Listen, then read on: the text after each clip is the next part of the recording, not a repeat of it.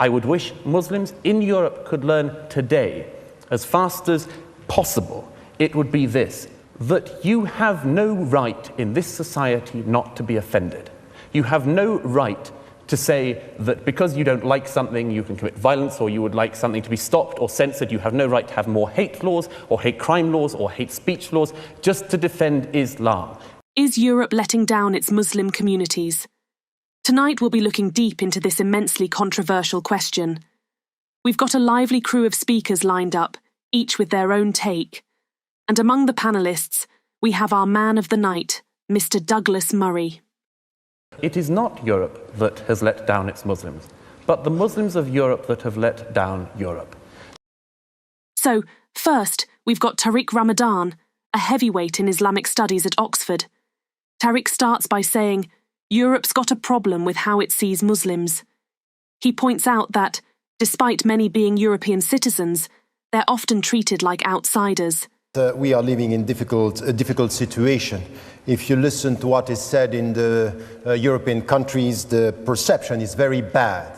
75%, for example, French people are associating Islam with violence. The perception is that Islam is a problem and that Muslims are creating problems.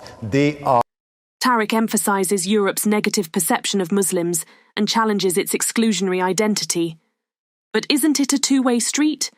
He hopes for change, but is it just wishful thinking? Now, the host sets the stage, introducing Douglas Murray. And we know when Murray starts speaking, the debate becomes completely one-sided. Tariq says that Europeans associate Islam with violence. There is some truth in that. There is also a very obvious reason for that, which is that Islam is associated with violence. It was not Buddhists who flew planes into the Twin Towers. It was not Hindus or Jews that blew up the London Underground in buses a few years ago. And that simple fact has to be acknowledged if you're even going to start a dialogue. Now, he's talking about a crucial issue: associations between Islam and violence. Now, Tariq might argue that Europeans unfairly link Islam with violence, but Murray's not buying it. And he's got a clear reason why. Because, well, Islam is associated with violence. He's not saying all Muslims are violent, but he's pointing out some uncomfortable truths. What is happening, ladies and gentlemen, it's not a pantomime. I'd argue that Europe has done not too badly, considering the circumstances. In the middle of the last century, there was an almost negligible Muslim presence in Europe. At the turn of the 21st, in Western Europe alone, there were 15 to 17 million Muslims. That's a very fast migration, ladies and gentlemen, one of the fastest in human history. He's right. It's been a pretty dramatic shift. Back in the 1950s, there were hardly any Muslims in Europe, but by the turn of the millennium, we're talking about millions. That's some serious demographic change. And no society would find it easy to deal with that kind of migration. As it happens, European societies, Western European societies have, I think, dealt with this much better than some would. Certainly, Muslims coming to live in Britain and in Western Europe enjoy more rights and better rights, among them freedom of worship, than they do in any Islamic country in the earth here today. Well, Murray always has a knack for cutting through the noise and getting to the heart of the matter. He's got a point here about the challenges of mass migration, especially when it comes to integrating people from vastly different cultures. We do have a problem. We have a problem when the failures of Islam throughout the world, the failures of all Islamic societies, come here into Britain.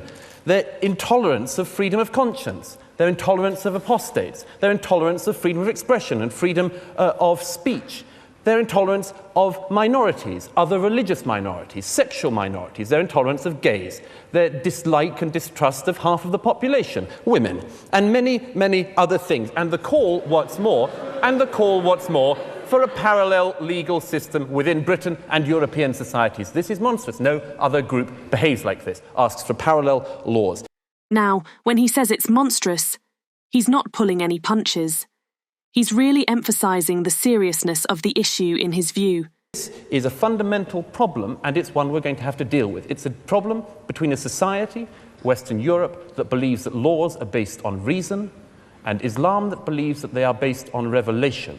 Between these two ideas, I'm not sure there is very much compromise for Europe. It is not Europe that has let down its Muslims, but the Muslims of Europe that have let down Europe. He's pointing out what he sees as a clash of civilizations between Western Europe's legal principles rooted in reason and Islam's adherence to laws based on revelation. It's a provocative statement, no doubt. This is not solely something which we have to say we can never reconcile. Of course we can reconcile this, but we need to be honest about it. We need to be frank about it, and we cannot avoid things just because they are unpleasant. Douglas Murray makes a solid point here. He's saying we can't just sweep uncomfortable truths under the rug. It's like avoiding a tough conversation because it might lead to conflict. Not a great strategy in the long run. Unpleasant. And if there were one thing I would wish Muslims in Europe could learn today, as fast as possible, it would be this: that you have no right in this society not to be offended. You have no right to say that because you don't like something you can commit violence, or you would like something to be stopped or censored. You have no right to have more hate laws or hate crime laws or hate speech laws just to defend Islam. Douglas Murray is making a pretty straightforward point here, isn't he? Now, whether you agree with Murray or not, it's worth pondering. Should offence give someone the power to control what others can say or do? These are the kinds of questions that make debates about free speech so fascinating, don't you think? Because they force us to really think about what we believe and why. And in a diverse society like Europe, where people come from all different backgrounds and hold all kinds of beliefs, finding that balance between respecting each other and protecting our freedoms can be quite the challenge. Islam. You have to realize, the Muslims of Europe have to realize, that a society in which even your deepest feelings can be trodden upon is the only society worth living in. And the sooner we can learn that, the sooner that Islam can learn that within Europe, the better. It is not Europe that has failed its Muslims. It is Islam that has failed Europe. I'd argue Islam has failed its Muslims. Thank you. Murray is all about freedom of speech and expression. But he's also pointing the finger at Islam, saying it hasn't quite figured out how to deal with this reality in Europe. He's suggesting that Muslims need to get with the programme and accept that their beliefs can be challenged just like everyone else's. It's definitely a bold statement, and it gets you thinking about how to balance respecting religious beliefs with upholding free speech. What do you think? Do you agree with Murray's take, or do you think there's a different approach that could work better? Thanks for tuning in, friends. Now that we've looked into Douglas Murray's perspective on the relationship between Europe and its Muslim communities, it's time to hear from you. Drop a comment below and let us know your thoughts. Do you really think Europe is really letting down its Muslim communities? Don't forget to like, share, and subscribe for more thought-provoking discussions.